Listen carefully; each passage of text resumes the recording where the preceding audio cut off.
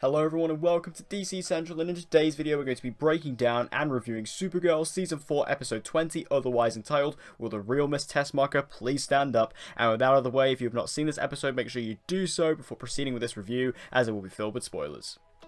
So this episode picks up immediately where the last one left off, where we see Kara and Lena travelling to Kaznia after recently discovering that is where Lex has been doing his evil deeds. And this main storyline with Kara and Lena in Kaznia was actually really good for one particular reason, and that is that we really got to see Kara not only extremely under pressure, but also extremely scared. I've never seen Kara this terrified before. I mean, Kara has been in a lot of scary situations throughout the seasons of this show, but we've never seen her this scared before. And it's not even because of the threat or anything like that. It's because of very simple reasons. And the main reason, although she is scared due to the threat of Red Daughter and Lex, she's also scared because of her identity and because of what's going to happen to her if she tells Lena that she is Supergirl, which she comes very close to doing in this episode. The particular scene I'm talking about is when Kara finds Red Daughter's bedroom inside of the Kaznian facility. She sees the room full of pictures with herself and Lena and James and Alex, all these people, you know, on the walls and things like that, and it really freaks her out. Like, you can see it really scares her to her core. And I have to say, Melissa Benoist did a really good job in this episode, because, like I say, she seemed genuinely freaked out, like genuinely terrified, you know, by what she was seeing in this room.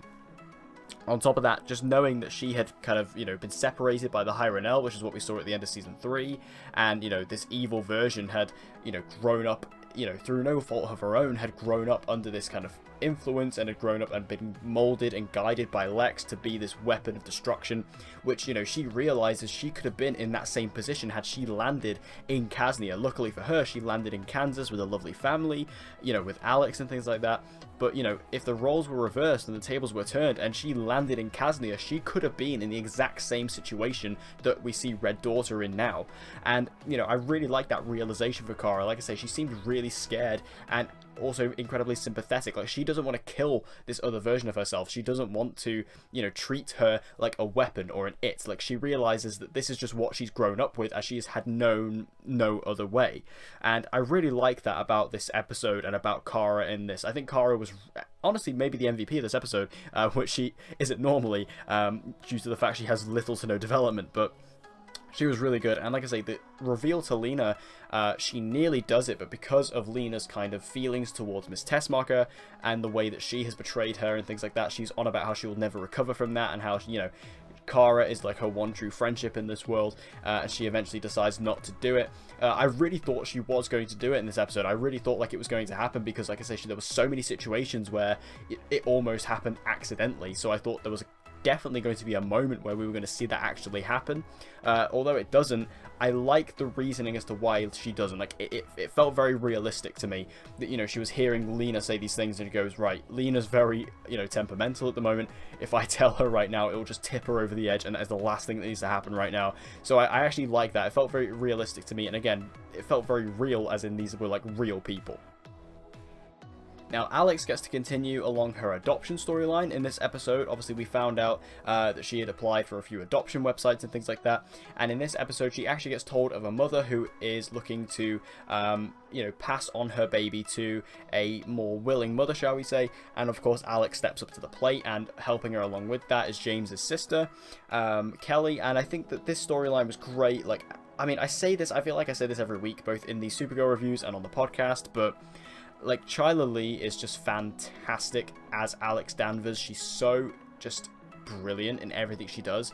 And, you know, in this episode, she had so many great moments because she really had to portray a lot of emotion and hope and fear. You know, because not only was she hopeful and excited because of this new baby that was going to be coming into her life, but also because she was terrified at the same time because of those exact same reasons. And I think, you know, Chyla Lee, she pulled it off so well.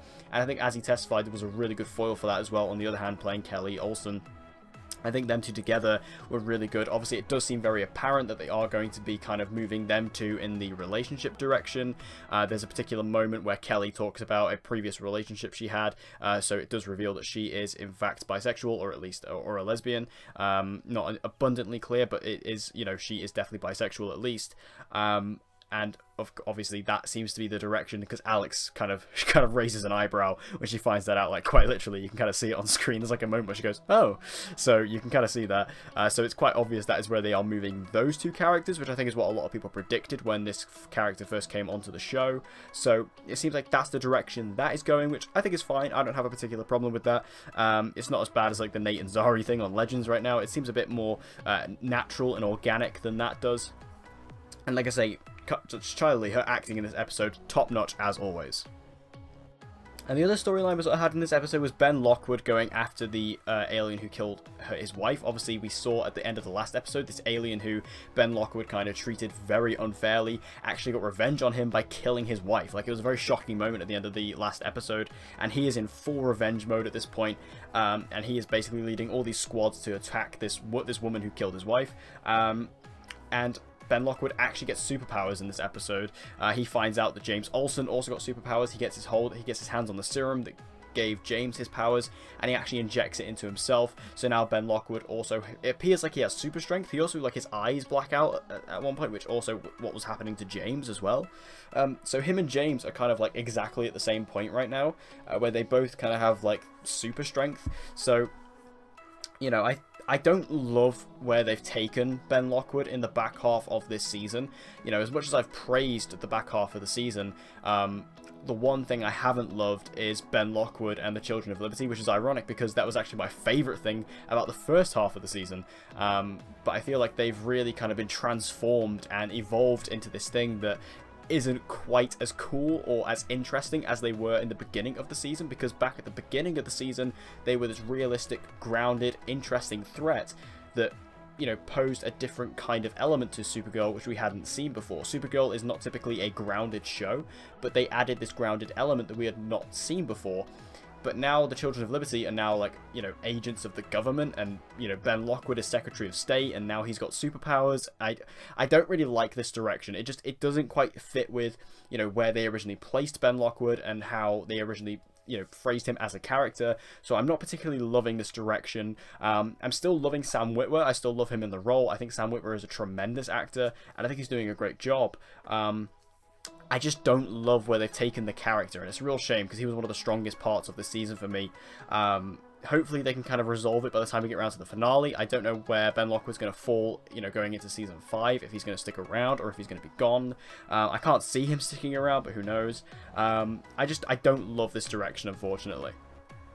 And Kara takes all this information about Kaznia and Red Daughter and the potential invasion over to the president, and it seems like he's very much aware of what's going on, and he basically captures Supergirl. We don't exactly see what happened to her. This is where the cliffhanger comes in. Basically, there's just like a fade to black. It looks like perhaps Red Daughter does capture her. It looked like a cape kind of swung around her, so I'm going to say that that is Red Daughter. Obviously, I haven't actually seen the promo for next week's episode yet, so I don't actually have any hints about what's going on, so you guys can sort of, you know, tell me in the comments about that. I haven't actually seen the promo yet, so I don't know if there's any kind of hints in that trailer in regards to who captured her, but I'm assuming it's Red Daughter, and it seems like obviously that's where Red Daughter's really going to come in to the story, into the main storyline, and that's going to be really cool, so I'm excited about that too. Overall, this was yet another strong episode of Supergirl. We have 2 more episodes left until the finale, so we're getting pretty close now. It's getting really exciting, and, you know, like I say, I'm just so happy with where Supergirl is at right now. I started out this season absolutely hating it, and, you know, as soon as we hit the back half, like as soon as we came back from the Christmas break, this has just, like, got better and better and better and better, and I'm just, like I say, I'm so happy where it's at right now. I'm just really enjoying this season, and I feel like it's going to wrap up really strongly and set us up hopefully for a very good season 5, so let's hope for the best. So thank you guys for watching. I hope you enjoyed it. If you did, please give it a like, it'll help me out a lot, and share this video with anyone and everyone you know who loves DC TV and get them to join the community. And as always guys, please subscribe for all of your latest content on Supergirl, The Flash, Legends of Tomorrow and Arrow. And with all that said guys, hope to see you again in my next video.